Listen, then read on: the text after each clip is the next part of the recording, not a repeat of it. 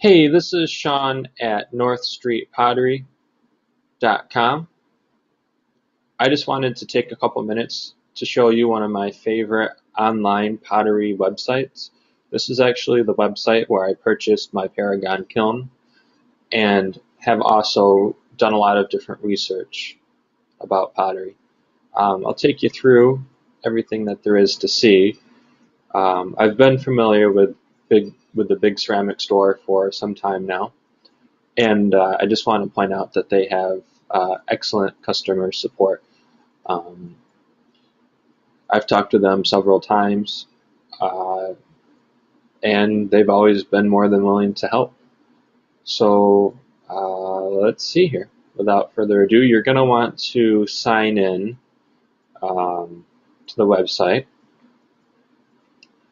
That way you'll be able to make a purchase when you find an item that you want to check out. And there's the home page. You can get some sales and information. I don't usually spend too much time on the home page. I spend most of my time just kind of looking through everything that they have to offer. I'll show you the kiln that I purchased, if I can find it quickly. I'm just kind of showing you first all the things that they have to offer. Okay, back to kilns.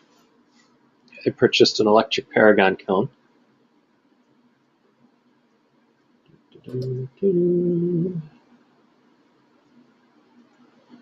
Okay. Now, they've changed the site since I used it to purchase my kiln.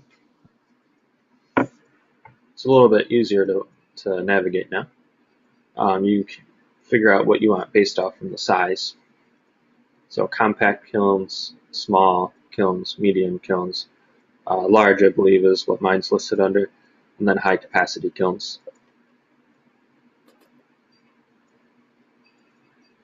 If you go to www.northstreetpottery.com, you can see some images of my kiln. So let's see. So you can get an Amical kiln, you can get a Cone Art kiln, Crest, L&L, Olympic, Paragon. I have always just liked Paragon. I don't know why. I think I like the color. And Scott. So Paragon. They're just very sleek to me. I don't know. Okay, let's see here. This is the one actually. The first one that's up is the one that I purchased. Starting price $2,399. The price goes up because there's accessories and things that you'll need like vent systems and kiln furniture and things like that. But there are other kilns that Paragon makes. This I think is the smallest in the large size. You can see the cubic feet here. The kiln that I have is actually the same thing as the Viking kiln, but I believe the only difference between mine and the Viking is the Viking has thicker coils, elements, so that you can fire to what they're saying, true cone 10. I don't fire to cone 10. I wanted the ability to fire to cone 10, but I wasn't going to do it every day, and most people don't. That's my understanding. I'm not a professor in ceramics, but you know, there's a difference, 2,399 to 2,847. Guess this guy's a little tougher element-wise, but you're going to have to replace your elements anyways.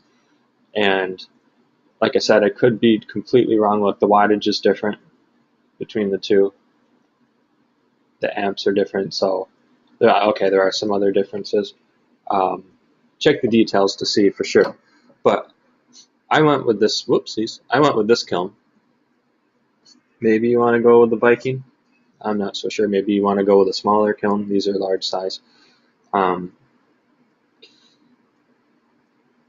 Totally up to you. I actually debated over the two for quite some time to figure out, and like I said, I went with this one because I was gonna fire at a lower cone temperature but want the flexibility to fire to all different cone temperatures. Okay, I'm getting into a lot of detail for the whole site review, so I'll speed this up. Okay, gives you a quick overview.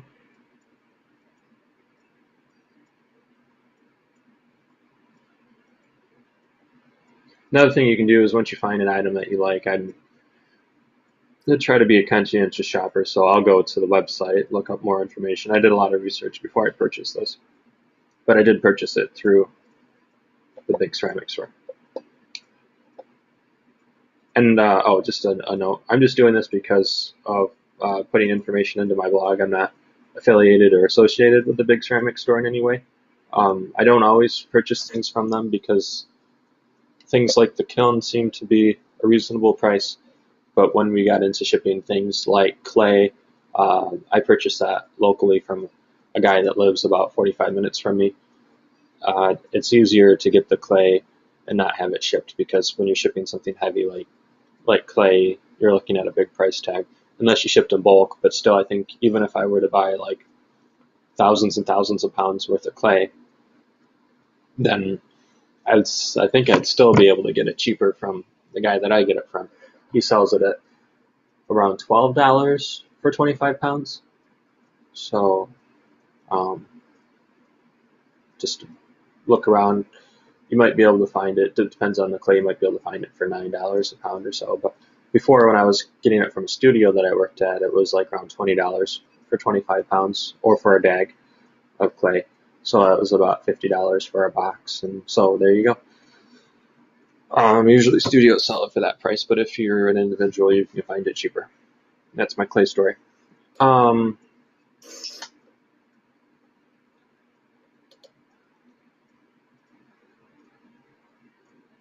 Nah, I don't know.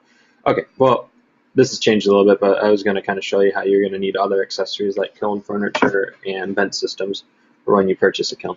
But let's look at some of the other things the site has to offer. They have this interesting FAQ section.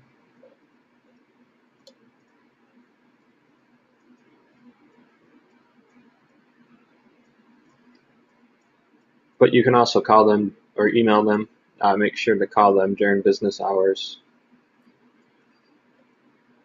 They also have a section about pretty much like every question imaginable when it comes to ceramics, any basic question. You can Google search it, and I think it's under this section here somewhere on the site. Okay. So for glazes, you can see they have a lot of different options. You know, everything from oxide stains to raku glaze. They also have glazes that are categorized under different cone temperatures, specialty finishes, and brands. I'll show you my favorite type of glaze. I fire it to cone 5.5, somewhere between 5 and 6, generally. I like Potter's Choice from Amico. And I like to use AP non-toxic glazes because I teach lessons, and I just, for the safety side of it, if I've got kids there or people making things and maybe not doing it quite right. I mean, you can really spend a lot of time and dive into glaze safety. You could argue that crazing could harbor bacteria, or that glaze blisters could harbor bacteria and not be food safe. And I think that those and many other concerns are very legitimate. There's also questions, you know, obviously I would never recommend using a leaded glaze, but